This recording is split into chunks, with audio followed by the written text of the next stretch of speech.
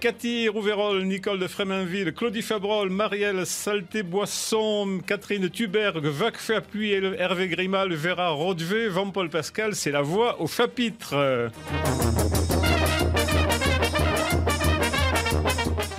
Dans cette émission aujourd'hui, une émission un peu marathon, nous avons Gérard Rodvé de Complice Édition qui est venu avec nous ce matin avec 4 de ses auteurs. Bonjour Gérard. Bonjour.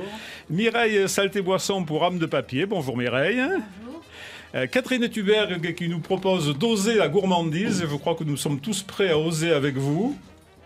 Bonjour. Toujours chez Complice Édition, Jacques Chapuis pour un premier roman, Les deux amours de Jeannot Graziani. Bonjour Jacques. Bonjour.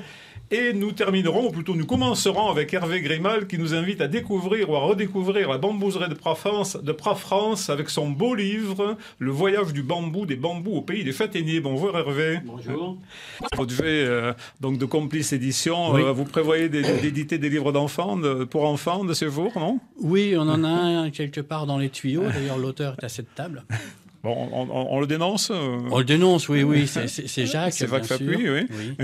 On attend maintenant qu'il est tout fini et un illustrateur va illustrer ce récit. Enfin, Bon. c'est 4 récits, Jacques, je crois.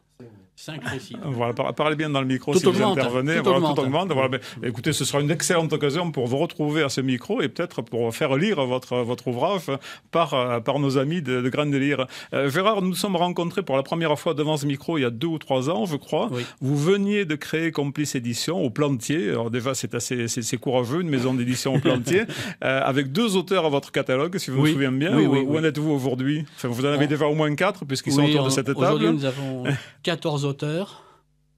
En réalité 13, mais il ne faut pas dire 13, on dit 14. Ouais. Et par contre, en tenant compte du même calcul, dans 3 mois, nous serons 17. Oui, faites attention, 17, ça porte malheur en Italie. Hein. C'est vrai? Oui. Peut-être que je vais monter à 18 alors. Vous pouvez passer à 18, c'est mieux. Sinon, vous ne travaillerez jamais à l'exportation. Alors, avec le recul, bon, c'était quand même un pari un peu risqué, non? Créer une maison d'édition comme ça, avec Abrupto. Oui, c'est vrai, mais d'un autre côté, c'est un tel bonheur, et puis c'est un plaisir, c'est une passion. On n'a pas créé cette maison pour vivre largement, on vit petitement, mais on s'amuse bien. Oui, Et ça s'appelle Complice Édition, effectivement.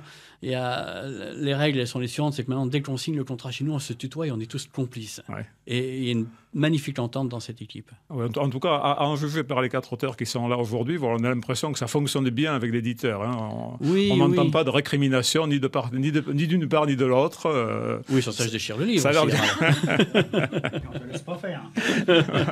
D'autres, vous avez des projets dans l'immédiat, donc vous parlez d'un livre pour enfants. Oui, donc Jacques va nous sortir un livre pour enfants, enfin tout au moins dans les tuyaux. Ouais. On en parle aujourd'hui, ça sortira dans quelques mois. Alors là, je vais mettre un petit voile secret. Nous allons sortir 2 livres de People bientôt. Ouais, 2 livres de People. Oui, donc un livre qui va sortir, j'annonce la date officiellement le 16 mai. Ouais. À Sorams. Vous pouvez nous donner un petit indice, non? Quelqu'un de très connu dans la radio locale. Bon, c'est Yves de Fagot, peut-être, hein? Et un deuxième livre qui va être préfacé par quelqu'un qui est mondialement connu. Voilà. Bon, écoutez, alors, conservons le suspense, mais est-ce que vous nous donnerez la primeur Oui, quand enfin vous lèverez un bien coin du sûr, voile? bien sûr, D'accord, bien donc sûr. on se retrouve dès la sortie du livre. En attendant les auteurs futurs, nous allons nous consacrer aux auteurs présents. Tout d'abord avec Hervé Grimal et son superbe voyage au pays du bambou. Et nous pénétrons dans le domaine du livre d'art qui fait partie de vos passions, je crois, Hervé Grimal, depuis un voyage en Égypte dans les années 2000, c'est ça? Exactement. Donc, j'ai une formation d'artiste plasticien et je me suis mis à l'écriture et la passion d'écriture, je dirais, a presque pris le dessus. Mais je continue toujours mes illustrations.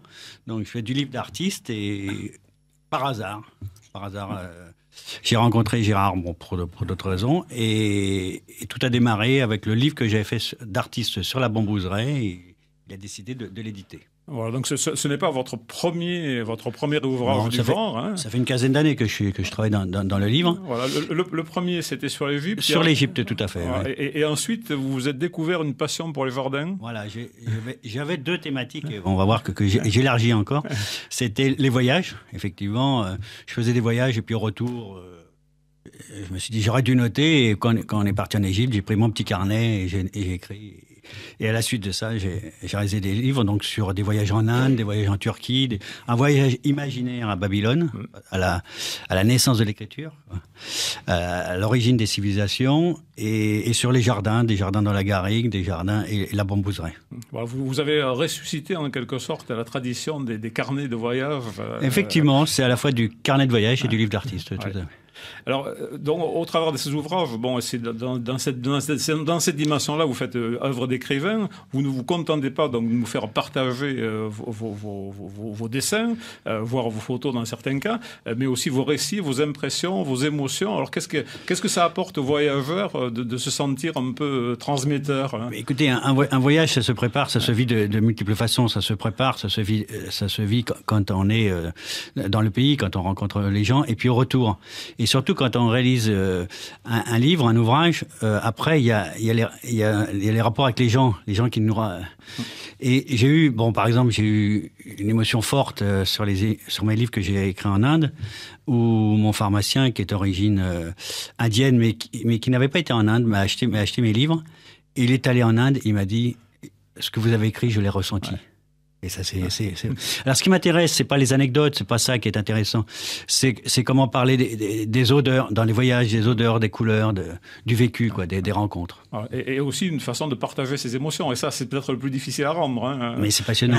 C'est le plus passionnant. Tout à fait d'accord. Donc, ensuite, une passion pour les jardins. Alors, quand on habite près d'Alès et qu'on est passionné par les jardins, il y a un lieu incontournable, c'est la bambouseraie de Pras-France. Alors, comment est-ce que c'est? On va faire une très rapide historique de cette bambouseraie. Et après, vous nous expliquerez pourquoi vous vous êtes senti particulièrement attiré par ce lieu. C'est le voyage, bien sûr. Bien sûr, c'est la connotation voyage. Hein.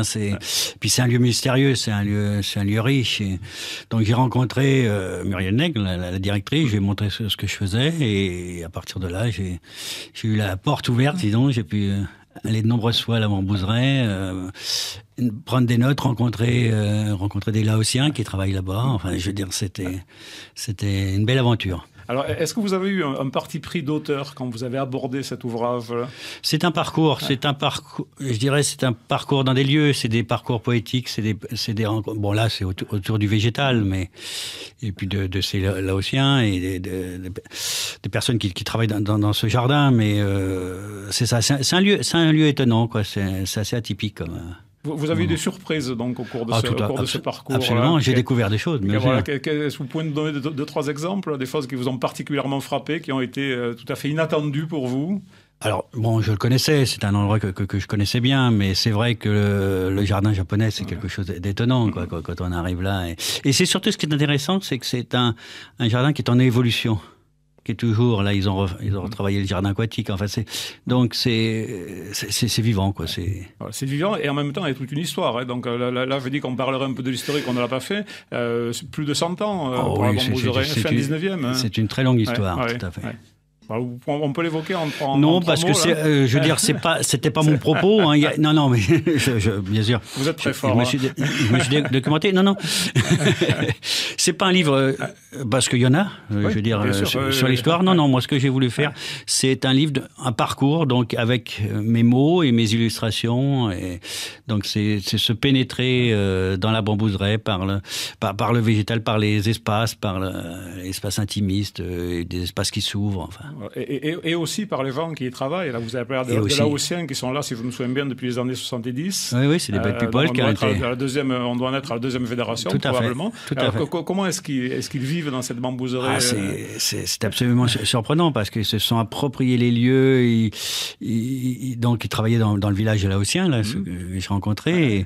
Et ils reconstruisent, ils retrouvent leur source. C'est leur source qui. Ouais, ils se ressentent un peu vraiment chez eux. Quoi, hein, voilà. Il y a un point sur lequel je vais terminer, c'est la lumière tout à fait particulière qui règne à la bambouserie. Est-ce que c'est quelque chose qui vous... apparemment, c'est quelque chose qu'on retrouve dans vos esquisses. Hein. Absolument. D'ailleurs, la bambouserie, c'est intéressant d'y aller à plusieurs saisons. Ouais. Parce qu'il y a des couleurs et il y a des atmosphères très différentes. Tout à fait. Et l'automne, bien sûr, Mais c'est curieux, je veux dire, quand on arrive des Cévennes, c'est sauvage et austère, il y a ce lieu magique. Voilà, on est tout à fait loin des châtaigniers. Alors loin, non pas géographiquement ni physiquement, mais dans la perception du paysage, on est vraiment dans un endroit qui est radicalement différent. Et c'est tout à fait surprenant, là, dans cette vallée du Gardon, de tomber comme ça sur ce lieu un peu magique. Hein. Complètement. Voilà, merci beaucoup Hervé Grimal. Donc, je vous rappelle, votre livre, c'est Le voyage du bambou entre Asie et Cévennes, donc le bambou au pays du châtaignier. Et c'est publié, bien évidemment, chez Complice Éditions. Merci. Voilà, c'est votre premier livre d'art, oui. Gérard. Oui. Oui, je m'apprêtais à faire une collection qui s'appellerait Carnet de voyage, justement par rapport à ce que disait Hervé. Je comptais beaucoup sur Hervé pour ça, mais en ce moment, il a trop de travail, paraît-il. C'est étonnant d'un élu, mais il paraît qu'il a trop de travail. Il faut préciser qu'Hervé est premier magistrat de Seine, c'est ça ? C'est ça. Ouais. Voilà, mais son livre, par exemple, est représenté au Jardin des Plantes à Paris. C'est un livre qui a un certain impact au niveau national. On le retrouve au Jardin des Plantes, on le retrouve à Beaubourg, on trouve des endroits comme ça. Voilà. Et bien entendu, à la bambouserie, je suppose. Absolument pas. Absolument pas, non. C'est le seul endroit de France où le livre n'est pas vendu. Alors je le précise parce que je dis pas que ça me met en colère, mais je trouve pas ça juste. D'accord, on va essayer de le vendre à la sauvette devant la porte sur le parking. Non, mais oui. Mais ce qui est étonnant, c'est que ce livre est préfacé par Madame Nègre.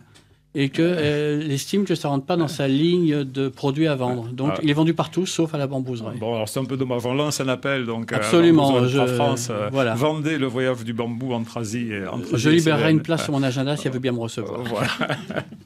Alors ce matin, nous allons entreprendre une sorte de revue des 7 péchés capitaux. Là, nous allons commencer peut-être par la curiosité et ensuite, nous allons parler de la gourmandise avec Catherine Tuberg qui publie toujours chez Complice Éditions « Osez les gourmandises ». Alors, quand on vous pose la question fromage ou dessert, vous répondez sans hésiter « dessert ». Avec 3 points d'exclamation. Voilà, vous êtes donc plutôt... Ah, attendez, nous avons un problème de micro. Voilà, donc vous êtes plutôt dessert. Ah oui, complètement. 3 points d'exclamation même. 3 points d'exclamation, donc plutôt sucré en général. Hein. Oui, très sucré même, très gourmande. Et ça m'a causé des petits problèmes de ligne, de santé. Et oui, parce que le problème, quand on est plutôt sucré, même quand on est salé aussi, ça a tendance à laisser des traces là et là. Oui, une vingtaine de kilos.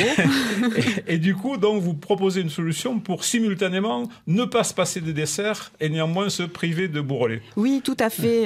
J'ai donc élaboré des desserts qui sont basés sur l'index glycémique des aliments. Bon, c'est pas moi qui ai inventé la méthode. Ah, hein. Oui. Ce sont les Américains, bien sûr. Alors, expliquez-nous ce que c'est, cet index glycémique. Alors, en fait, chaque aliment a un index glycémique. La base, c'est le sucre qui est à 100. Et puis ensuite, si on veut mincir, il faut manger des aliments entre 0 et 50.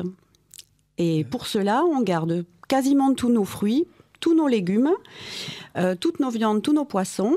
La seule chose qui va varier, ce sont les farines et les sucres. Oui.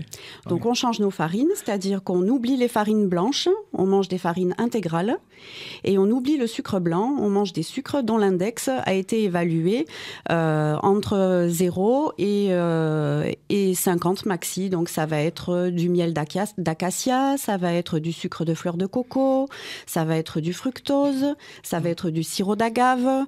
On a beaucoup de choix en fait finalement, et puis on peut se permettre après d'élaborer des petites recettes vraiment délicieuses et qui permettent, comme dans mon cas, de perdre 15 kilos.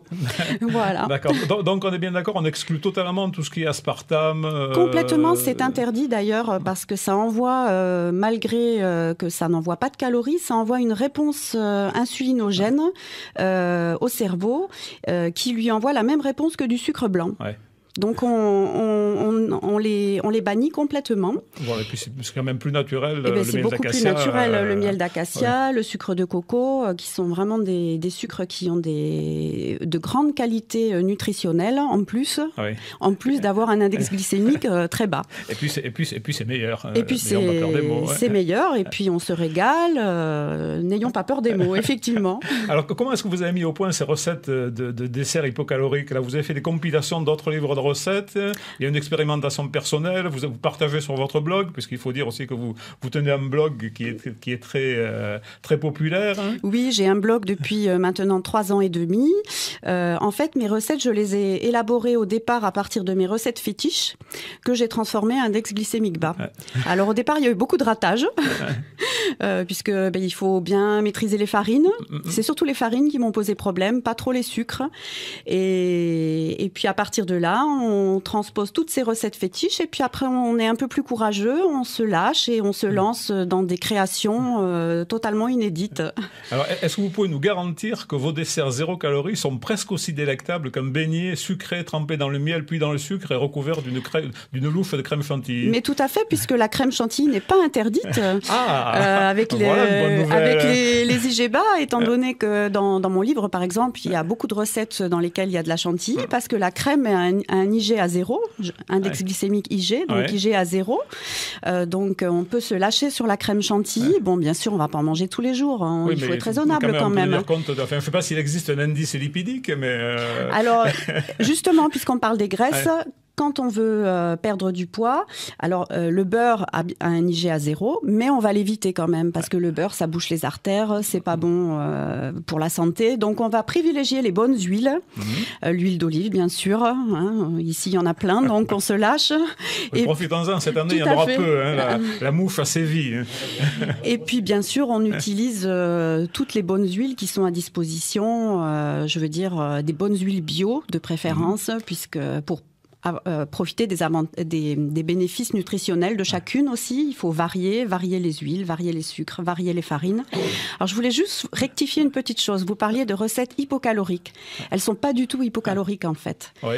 Parce qu'en matière de calories, on va pas être dans des recettes basses calories. Elles auront au contraire beaucoup de calories, mais par contre, elles seront saines puisqu'elles utiliseront les bonnes huiles et elles seront à index glycémique bas. Là, on ne parle plus de calories, on parle d'IG uniquement. On parle uniquement d'index glycémique. Voilà, c'est ça.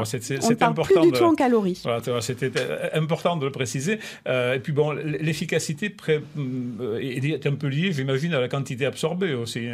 Eh bien, paradoxalement, pas du tout, parce qu'en fait, la méthode de base... Vous apprenez plein de bonnes nouvelles ce matin. Tout à fait, tout à fait. Vous revenez quand vous voulez. La méthode de base, en fait, c'est ce qu'on appelait il y a 20 ans de cela la méthode Montignac, qui a évolué avec le temps, puisque forcément, on fait des analyses en laboratoire et puis on se rend compte que l'IG de tel aliment, il est peut-être pas à temps, mais à temps, puisque on fait des tests de plus en plus poussés. Et puis, en fait, en partant de ce principe-là, la méthode ne préconise pas de quantité, c'est-à-dire que vous mangez à votre faim. Quand vous n'avez plus faim, vous arrêtez.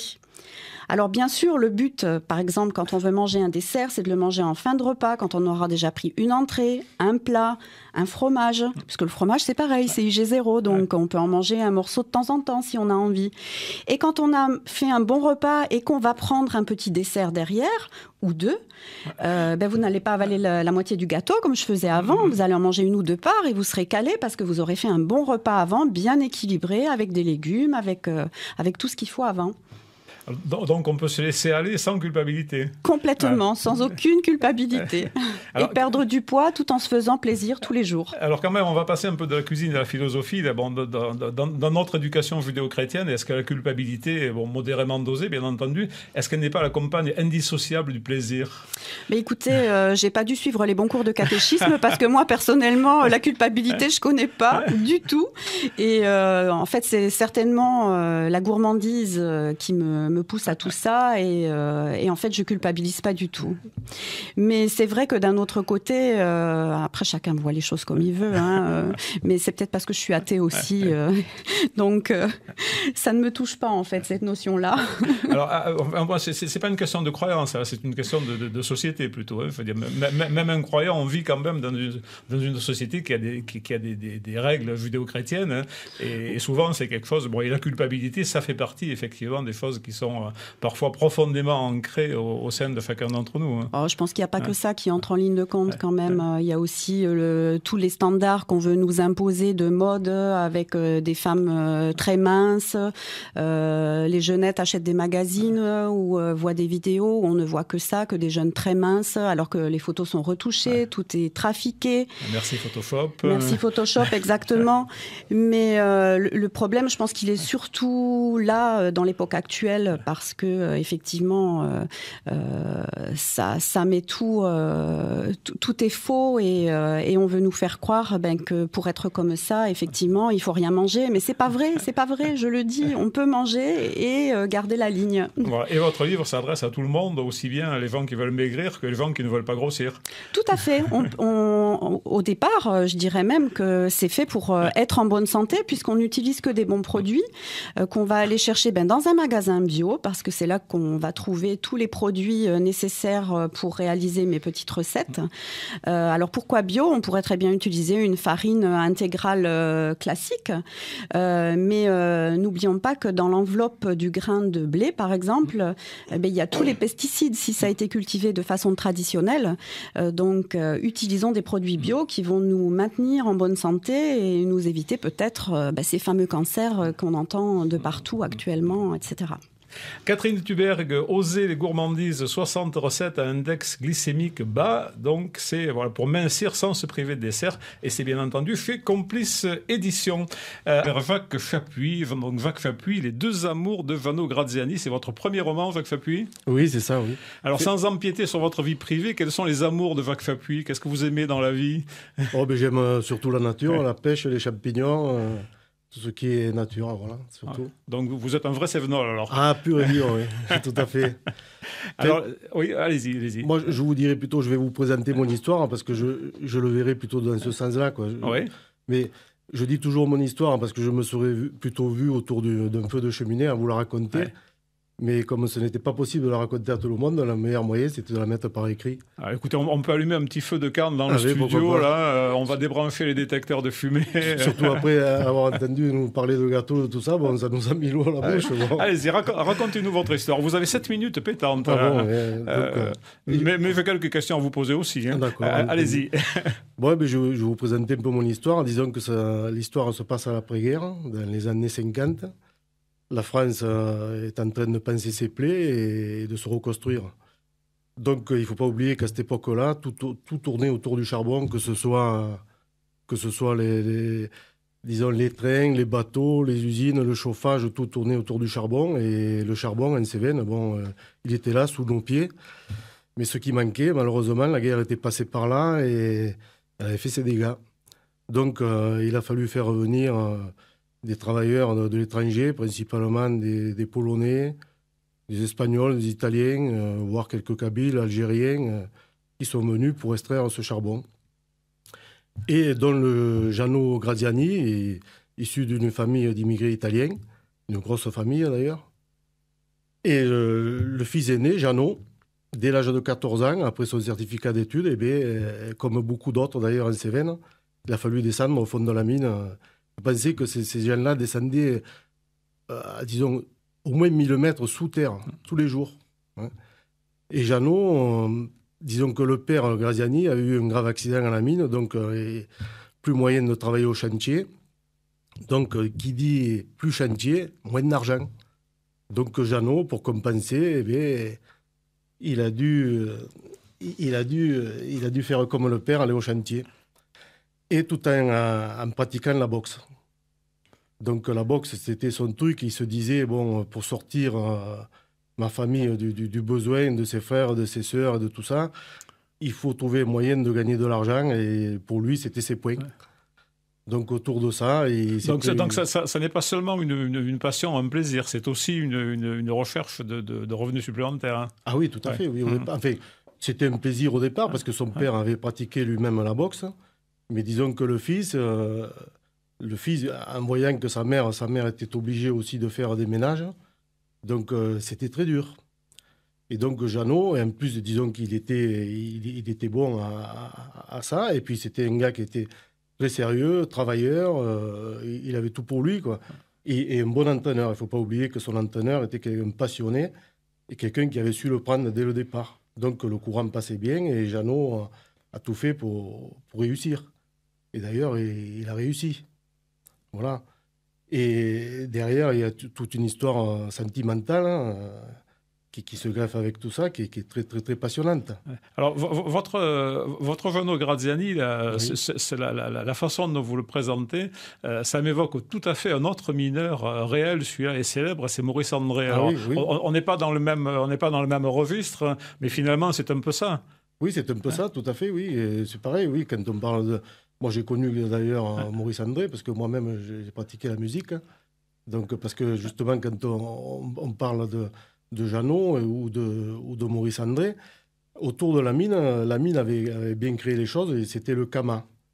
Le Kama, c'était un truc, par exemple, celui qui voulait faire du foot pouvait aller au foot, celui qui voulait faire de la musique allait à la musique, celui qui voulait aller à la boxe allait à la boxe, celui qui voulait pratiquer du modélisme allait au modélisme, et tout ça était accompagné par de très bons... enseignants autour, je veux dire. Hein. Donc, moi, par exemple, j'allais à la musique, mais j'allais à la salle de boxe aussi, parce que j'avais des collègues qui boxaient. Donc, c'est pour ça que je connaissais, moi-même, j'ai eu mis les gants et tout ça. Voilà, donc vous connaissez bien à la fois le milieu de la boxe et le milieu de la mine. Enfin, bien, c'est un grand mot. Vous connaissez, en tout cas. Je connaissais en étant jeune, oui, parce que moi, mon père était, moi aussi, mineur. Donc votre description, c'est vraiment de l'intérieur. Hein. Ah oui, tout à fait, oui. Bon, quand on pense que ces gens-là revenaient de la mine, quand ils revenaient de la mine, ils faisaient un brin de sieste, et après, ils allaient travailler le jardin, ils faisaient le jardin. Bon, Jeannot, tout ça, en plus, aidait ses parents au jardin et à tout ça. Ces gens-là, et ne se plaignaient jamais. Jamais, moi, j'ai entendu mon père arriver de la mine ou partir disant « j'en ai marre ». Jamais on entendait ça, jamais. Alors, on a tout à fait l'impression que votre Jeannot, c'est un personnage vivant. Alors, est-ce que c'est quelqu'un que vous avez connu, Jeannot, ou est-ce qu'il est purement imaginaire, hein, tout en évoluant dans un milieu qui a été bien réel? Connu, il est connu. Oui, moi je le connaissais parce que dans ma tête je le connais, mais disons je l'ai imagé en beaucoup plus grand et en changeant les noms, bien sûr, et pour pas. Je voulais pas qu'après, bon, on ne sait jamais, ça se passe mal ou tout ça, bon. Mais tout à fait. Et puis je le vis parce que je l'ai connu, cette famille, je ne peux pas citer le nom, mais toute la famille était dans la boxe. Bon, ils ne sont pas allés jusqu'au niveau de Jeannot. Mais parce que Jeannot, il faut dire, dans votre histoire, Jeannot va jusque sur les rings internationaux, il mène une carrière internationale. Voilà. Ceci étant, il y a quand même un certain nombre d'obstacles qui vont se dresser sur sa route. Il ne passe pas très facilement de la galerie de mine aux rings les plus prestigieux dans le monde. Ah ben non, c'est ce qui a fait toute l'histoire d'ailleurs. Mais disons que Jeannot a eu la chance de rencontrer la bonne personne au bon moment. Est-ce que c'est parce qu'il le méritait ou est-ce que c'est le destin? Est-ce que c'est... Je ne sais pas, mais en fait, c'est comme ça. Je pense qu'il le méritait et puis il a mérité, voilà. Bon, après, il y a eu des embûches tout au long de sa carrière et de tout ça.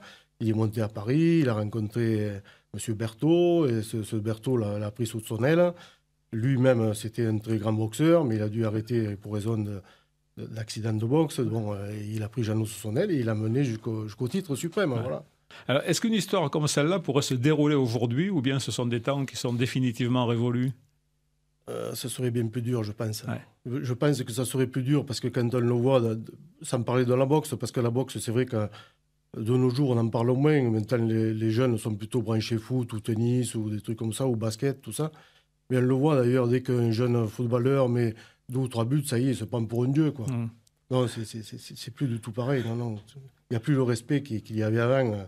Non, je ne pense pas, non. Voilà, donc votre roman est d'autant plus intéressant qu'il nous replonge effectivement dans un monde qui est totalement révolu, que nous ne revivrons certainement plus jamais. Alors bon, qui avait des aspects, ces aspects-là, avec un ascenseur social qui fonctionnait encore par différents moyens, mais qui avait aussi certainement ses difficultés, hein, puisque vous-même vous avez connu cette époque. Voilà. Oui, tout à fait, mais ne serait-ce que pour dans la vie normale, quand je veux dire que ce soit les instituteurs, que ce soit le gendarme, que ce soit... On respectait tout le monde, c'était bonjour, bonjour. Nous, je me souviens, quand on arrivait de l'école, quand on rencontrait la voisine dans le couloir avec les dosseaux de charbon, on leur prenait les dosseaux des mains, on montait les escaliers en courant, on le posait devant la porte. De nos jours, je pense que, bon, il n'y a plus le charbon, c'est vrai, mais un gamin de notre âge à cette époque-là rencontrerait la dame dans le couloir, on la renverserait en lui disant ni bonjour ni au revoir. Oh, pas systématisé non plus. On le voit par exemple dans les salles d'attente, quand vous rentrez chez un docteur, souvent vous rentrez, vous voyez une personne plus âgée que vous rentrer. Moi j'aurais tendance à me lever pour laisser la personne s'asseoir. Et quand je vois des mamans avec des enfants de 9 ou 10 ans, même pas, comme on dit vulgairement, lever le cul de la chaise, non. Ça me tord les tripes, ça n'existait pas avant. En tout cas, moi, ce que j'aime bien dans votre personnage de Jeannot, et ça vous le dites en 4e de couverture, là, il se bat pour reconquérir son insouciance et sa joie de vivre. Ça veut dire que quand on s'élève dans la société, on a plutôt tendance à perdre un peu son insouciance et surtout sa joie de vivre. Pour certains, mais lui, il a toujours eu ce but dans la vie de sortir sa famille de la misère. Enfin, de la misère, c'est un grand mot. Mais lui, il savait ce que c'était, par exemple, quand il marchait et qu'il allait à l'école avec des chaussures dessous trouées, mais il n'osait pas dire à ses parents parce qu'il savait qu'il n'y avait pas les moyens derrière, ou un pantalon pétassé ou tout ça. Mais quand on voit un jeune qui il dit « Papa, maman, je veux cette paire de baskets à 150 €, et les gens, ils achèteront à crédit, mais ils l'achèteront quand même. Avant, c'était pas comme ça. Voilà, alors donc ce n'est pas seulement un roman du passé, donc c'est quand même aussi... des leçons pour l'avenir, oui. Des leçons pour l'avenir. Oui. Voilà, Jacques Fapuy, Gérard... Oui, par rapport à ce livre, moi, quand j'ai lu ce livre, il se trouve que c'est moi qui ai sélectionné ce livre. D'habitude, c'est le comité de lecture. Celui-là, c'est moi qui l'ai lu. J'ai été tellement touché par cette histoire, je me suis dit, c'est pas possible, c'est une histoire vraie. Et du coup, j'ai fait des recherches sur Internet pour chercher ce boxeur dont le nom me parlait comme ça. Et bon, j'ai pas trouvé le boxeur, mais j'ai trouvé l'entraîneur. Il se trouve que Berthaud est un entraîneur de boxe fameux sur Paris. Et c'est un hasard parce qu'il n'a pas fait exprès. Ouais. Donc c'est incroyable quand la réalité rejoint la fiction. Et c'était le cas pour cet entraîneur de boxe qui a effectivement entraîné un champion du monde. Mais effectivement, à la façon dont vous avez commencé à raconter l'histoire, je me suis interrogé pour savoir si c'était une histoire vraie ou si c'était imaginaire. Je lui ai posé la même question. Non, par exemple, vous voyez Graziani, j'ai mis Graziani parce que je trouve que ça fait bien boxeur. Tout à fait. Hein, mais moi, je vais vous dire un truc. Quand je l'écrivais, je le voyais plutôt même en film après, vous voyez. Et quand j'écrivais le personnage de Berthaud, eh bien, dans ma tête, j'entendais la voix de Jean-Paul Belmondo. Pour moi... Berthaud aurait pu être joué par Jean-Paul Belmondo. Bon, mais écoutez, si Jean-Paul Belmondo nous entend, et s'il rajeunit, il faut qu'il rajeunisse un peu. Voilà, il peut prendre contact avec Jacques Fapuy. Nous changeons totalement d'univers maintenant et je me tourne vers Mireille Boisson.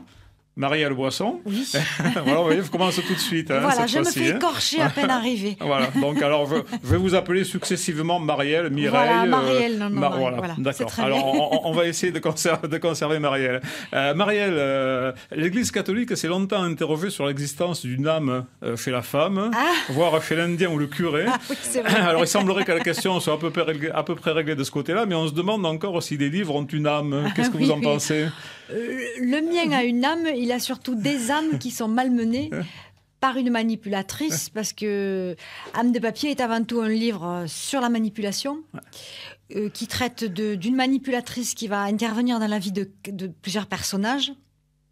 Mais finalement, quand on arrive à la fin, on s'aperçoit que le plus grand manipulé n'est autre que le lecteur. Puisque c'est un jeu. C'est vous la manipulatrice. C'est moi qui manipule mon lecteur, puisque j'oblige mon lecteur à penser et à interpréter le texte d'une certaine façon, qui fait que lorsqu'il arrive à la toute fin, eh bien, il s'aperçoit qu'il prend une grande claque parce que c'est pas du tout ça, quoi. Vous envisagez une carrière politique? Non, pas du tout. Vous pourriez peut-être. Mais comme j'adore me plonger dans les travers les plus noirs et les plus acides de l'être humain, Donc j'ai traité un peu des psychopathes, etc. Et puis là, je trouve que cette manipulation, elle est tellement bien déguisée qu'elle valait le coup. Ça valait le coup de la développer en roman. Alors, qui est ce personnage d'Ariane là, qui est à la fois belle et mystérieuse, voilà. Alors, Ariane et qui va est la rentrer. manipulatrice Ariane est un personnage qui va traverser la vie de trois autres personnages. Donc il y a Fabien, Roxane et Vincent. Donc les trois. En fait, ce livre se structure en 4 parties. Les 3 premières parties sont écrites à la première personne et elles sont écrites par un personnage. Et la dernière partie est une partie narrative qui va tout révéler, si vous voulez, de l'histoire. Donc en fait, ils vont tous les 3 croiser la route de ce personnage d'Ariane, qui va intervenir dans leur vie de façon qui va bien bouleverser leur vie. Donc voilà, donc il y a un jeune homme qui est très très mystique, donc il va y voir lui une apparence angélique, une femme un autre personnage va y voir une amie intime, etc. Et il se trouve que voilà, elle va beaucoup manipuler et beaucoup intervenir dans leur vie, mais pas que dans le positif. Oui, en général, la manipulation, c'est pas toujours dans le positif, Voilà, c'est même plutôt rarement. C'est vraiment très très, voilà. Alors, le livre commence un peu comme un thriller. Puis on s'engloutit un peu dans le fantastique. Hein. Oui, c'est la assez première étonnant partie est comme troublante. évolution. Voilà. Alors c'est une technique de mise en scène, c'est pour désarçonner le lecteur. Eh bien, c'est-à-dire c'est pour que le plonger encore plus dans le mystère, pour c'est le rouler dans la farine. Un peu le fait du hasard, puisque j'ai commencé la narration de Fabien qui est un jeune garçon très très mystique. Donc quand il croise la route justement d'Ariane, il part sur cette espèce d'interprétation, il imagine qu'elle est un ange, etc. Donc on est parti sur cette partie très mystique. Tout à fait par hasard. Il aurait pu être le sujet du 2e chapitre, par exemple. Mais il se trouve que ces chapitres sont bien imbriqués, puisque tous les personnages se connaissent, tous les personnages ont des amis communs, évoluent dans la même ville, dans le même milieu. Donc on n'est vraiment pas dans des nouvelles, on est vraiment dans un roman bien imbriqué. Et la dernière partie, vraiment, on ne peut pas la raconter, bien sûr, mais disons surtout pas, mais disons qu'on va se dire, bon sang, mais c'est bien sûr, j'ai cru cela, j'ai pensé ceci, etc. Voilà. Alors, vous ne ménagez pas le lecteur quand même. Non, vous le mystifiez de bout en bout, vous le menez en bateau, vous le conduisez sur de fausses pistes, vous l'égarez à qui mieux. Et c'est aussi ce que fait Ariane, donc, avec les autres personnages de l'histoire. Alors, finalement, Âme de papier, c'est un peu l'apologie du mensonge. Oui, peut-être. Oui, peut-être. En tous les cas, c'est vrai que je traite aussi de sujets qui, je sais par le retour de mes lecteurs, peut des fois heurter. Parce que mes personnages ne sont pas des personnages tout doux et bien heureux. Ce sont des personnages qui traversent des périodes très difficiles, qui sont parfois psychologiquement très fragiles. Donc je vais traiter d'un enfant battu, je vais traiter d'une femme violée, je vais traiter de cas de société qui sont quand même assez difficiles. Et je sais que certains de mes lecteurs m'ont dit, dis donc, tel ou tel passage était un petit peu difficile et tout. J'ai dit, il faut passer ce cap, il faut passer cette frontière. Faut pas que ça serve de frontière, il faut passer parce que quand vous allez arriver à la fin du bouquin, vous avez... Voilà, vous dites, voilà. Et puis, vous utilisez la liberté de l'écrivain, et vous avez bien raison. Hein, Complètement. Je me prends pour le marionnettiste où mes personnages sont mes marionnettes et voilà, je joue avec. Et est-ce qu'il arrive que vos personnages vous dépassent en quelque sorte, qu'ils aient tendance à vivre leur propre vie, c'est très et curieux, qu'ils aillent mais au-delà de ce que vous voulez en faire? Oui. Parce que quand je structure mon synopsis, c'est-à-dire quand je structure mon livre, je prévois déjà ce que peut faire mon personnage, etc. Mais au fur et à mesure de l'écriture, ça va toujours au-delà. Voilà, ça va toujours au-delà. Quand vous n'écrivez pas des romans, je rappelle que celui-ci est le 5e, si j'ai bien compté. Oui, j'en ai écrit un autre après, mais c'est de celui-ci que je préférais parler aujourd'hui. Voilà. Alors, vous êtes aussi écrivain public avec une spécialité pour les biographies. En pratique, ça signifie que si j'ai envie de publier ma propre biographie ou celle d'un membre de ma famille, je peux me tourner vers vous. Vous tournez vers moi. Alors, qui vous demande ce genre de service? En général, ce sont des gens, le plus souvent d'âge mûr, bien sûr, parce qu'ils ont plus à raconter. Parfois, ça peut être une demande des familles aussi. Les enfants, les petits-enfants qui se disent, tiens, pourquoi pas recueillir l'histoire de mamie, voilà.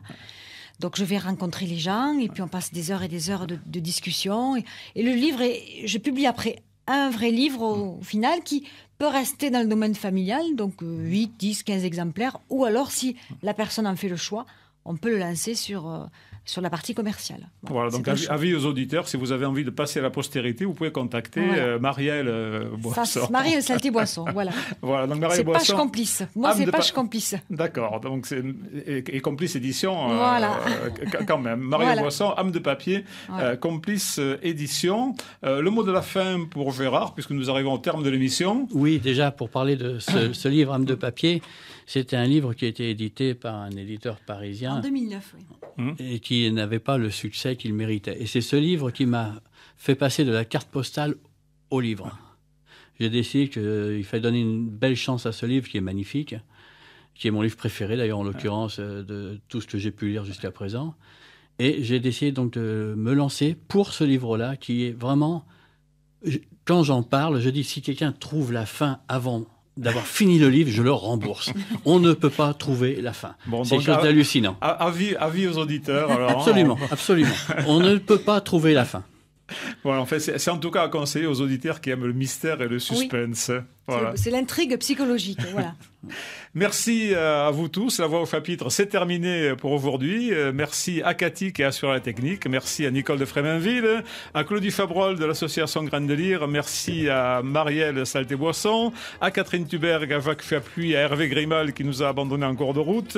Merci à Gérard Rodevet, éditeur de toute cette voyeuse bande. Et puis merci surtout à tous les auditeurs de cette émission. On se retrouve le mois prochain, toujours sur 88.2 pour un nouveau numéro de La Voix au chapitre. Au revoir à tous.